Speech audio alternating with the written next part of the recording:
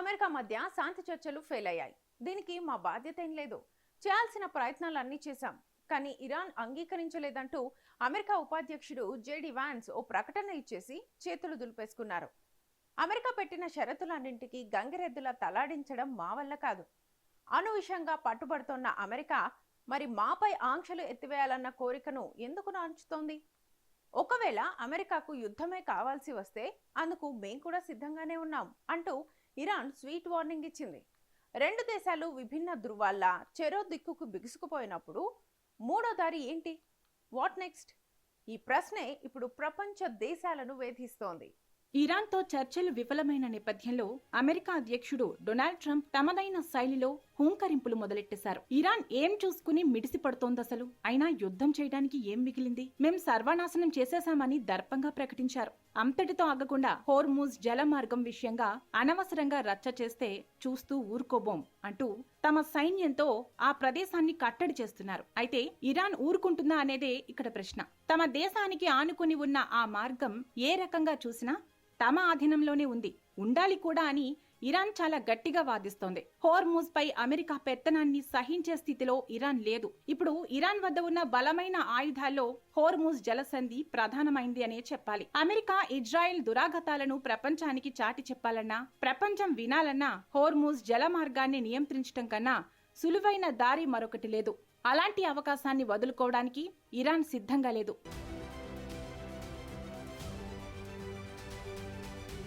పాక్ మధ్యవర్తిత్వంతో శాంతి చర్చలు సఫలమవుతాయని ప్రపంచ దేశాలు ఆశించాయి. దౌత్యవేత్తగా అమెరికా మనసును గెలుచుకోవాలని పాకిస్తాన్ విశ్వ ప్రయత్నం చేసింది. ఇటు ఇరాన్ కూడా పాక్ ప్రయత్నాలను స్వాగతించింది. అయితే అన్నీ బాగున్నాయి, ఐదోతనం తప్ప అన్నట్లయింది పరిస్థితి. ఇన్ని విధాలుగా ఇంతమంది ప్రయత్నించినా శాంతి చర్చలు మొదటి రౌండ్ లోనే ఫెయిల్ అయ్యాయి. దాదాపు 21 గంటల పాటు జరిపిన చర్చలు వృధా అయినట్లు అమెరికా ఉపాధ్యక్షుడు జేడీ వాన్స్ అన్నారు. చర్చలు విఫలమయ్యాయి సరే, తర్వాత ఏంటి అనేదే ఇప్పుడు అందరి మనసులో మెదులుతున్న ప్రశ్న. అసలు శాంతి చర్చలు విఫలమైతే ఏం చేయాలి అన్న విషయంగా స్పష్టత లేదు అని సాక్షాత్తు అమెరికా అధ్యక్షుడు ట్రంప్ అన్నారు. తమ వద్ద ప్లాన్ బి అంటూ ఏదీ లేదని తెలిపారు. దీని అర్థం ఇరాన్ బెట్టు సడలించుకోకపోతే భీకర దాడులు చేయడం తప్ప తమకు మరో మార్గం లేదని ట్రంప్ నేరుగానే హెచ్చరిస్తున్నారు. హోర్ముజ్ జల మార్గాన్ని ఇరాన్ తెరవనని భీష్మించుకుని కూర్చుంటే దాడులు తప్ప మరో దారి లేదని ట్రంప్ అంటున్నారు. అయినా ఇరాన్ సైన్యాన్ని సర్వనాశనం చేశామంటున్న ట్రంప్ మరెందుకు ఇరాన్ మాటలకు తీవ్ర ఆందోళన వ్యక్తం చేస్తున్నారో అర్థం కాదు.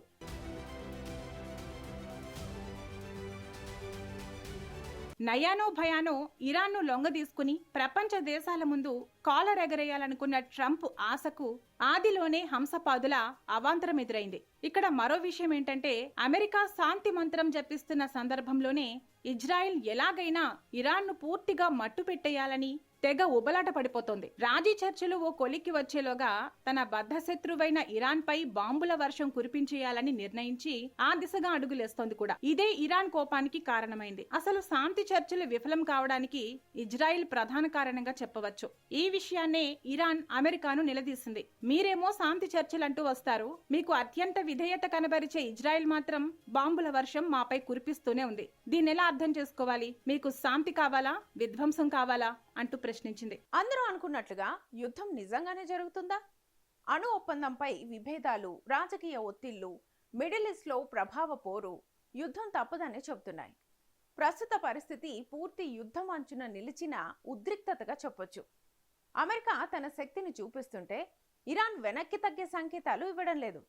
ఇది ఒక్క రోజులో యుద్ధంగా మారే పరిస్థితి కాదు, కానీ చిన్న ఘర్షణ కూడా పెద్ద యుద్ధానికి దారితీసే ప్రమాదం ఉంది. ఇరాన్ అమెరికా మధ్య శాంతి చర్చలు విఫలమైన నేపథ్యంలో ప్రపంచం మళ్లీ ఒక కీలక మలుపు దగ్గరికి చేరుకుంది.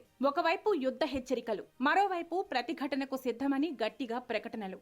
ఈ రెండింటి నడుమ పరిస్థితి మరింత ఉద్రిక్తంగా మారుతోంది. అమెరికా వ్యూహం స్పష్టంగా 3 దిశల్లో సాగుతోంది. ఇరాన్ పై మరింత ఆర్థిక ఆంక్షలు విధించడం, మిత్ర దేశాల మద్దతు సమీకరణ, గల్ఫ్ ప్రాంతంలో సైనిక శక్తి పెంచుకోవడం ఇదే అమెరికా వ్యూహం. అయితే అమెరికా హెచ్చరికలకు ఇరాన్ వెనుకాడటం లేదు. ఇరాన్ సుప్రీం లీడర్ ఖమేనీ సైనిక వర్గాలు స్పష్టం చేస్తున్నది ఒకటే, యుద్ధం మాకు కొత్త కాదు, దాడి చేస్తే ఘోర ప్రతిస్పందన తప్పదు అని. అసలు ఇరాన్ ఇంత తెగించడానికి కారణమేంటి అంటే దానికి గల్ఫ్ ప్రాంతంలో అమెరికా బేస్లపై టార్గెట్ చేసే సామర్థ్యం ఉంది. మిసైల్ డ్రోన్ టెక్నాలజీలో భారీ పురోగతి సాధించింది. మిత్ర గుంపుల ద్వారా ప్రత్యక్షేతర యుద్ధం చేయడం ఇరాన్ కు బాగా తెలుసు.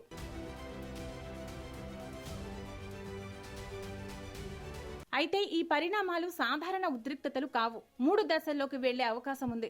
1 కోల్డ్ టెన్షన్, ప్రత్యక్ష యుద్ధం లేకుండా బెదిరింపులు, సైబర్ దాడులు, ఆర్థిక ఒత్తిళ్లు. 2 proxy war, Iraq, Syria, Yemen లాంటి ప్రాంతాల్లో ఘర్షణలు. అమెరికా, ఇరాన్ నేరుగా కాకుండా మిత్ర గుంపుల ద్వారా పోరాడడం. 3 ప్రత్యక్ష యుద్ధం, ఇది అత్యంత ప్రమాదకరం. గల్ఫ్ ప్రాంతంలో భారీ యుద్ధం సంభవించే ప్రమాదం ఉంది. ఇదే సంభవిస్తే ప్రపంచ దేశాలకు చమురు సరఫరాపై తీవ్ర ప్రభావం పడుతుంది. ప్రపంచ ఆర్థిక వ్యవస్థ కుదేలయ్యే ప్రమాదం ఉంది. వీటన్నిటికీ మించి హోర్ముజ్ జలసంధి అసలు గేమ్ చేంజర్ గా పేర్కొనవచ్చు. ఇరాన్ ప్రభావం ప్రపంచానికి పెద్ద బెదిరింపుగా మారవచ్చు. ఒకవేళ ఇరాన్ హోర్ముజ్ జలసంధిని బ్లాక్ చేస్తే చమురు ధరలు ఆకాశానంటుతాయి. ప్రపంచ వ్యాప్తంగా ఆర్థిక సంక్షోభం తలెత్తుతుంది.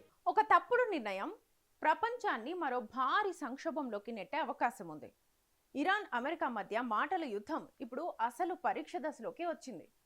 మాటలు యుద్ధంగా మారుతాయా లేక డిప్లొమసీ చివరి క్షణంలో గెలుస్తుందా అన్నది ప్రపంచం ఎదురు చూస్తున్న ప్రశ్న. మరి యుద్ధం ఆగుతుందా కొనసాగుతుందా అనేది కేవలం అమెరికా చేతుల్లో కాదు, అలాగని ఇరాన్ చేతుల్లోనూ కాదు. అమెరికా ఇజ్రాయెల్ తోకను కత్తిరించి మూలన కూర్చోబెట్టి ద్వైపాక్షికంగా సామరస్య ధోరణిలో చర్చిస్తే తప్ప ఫలితం ఉండదుగాక ఉండదు.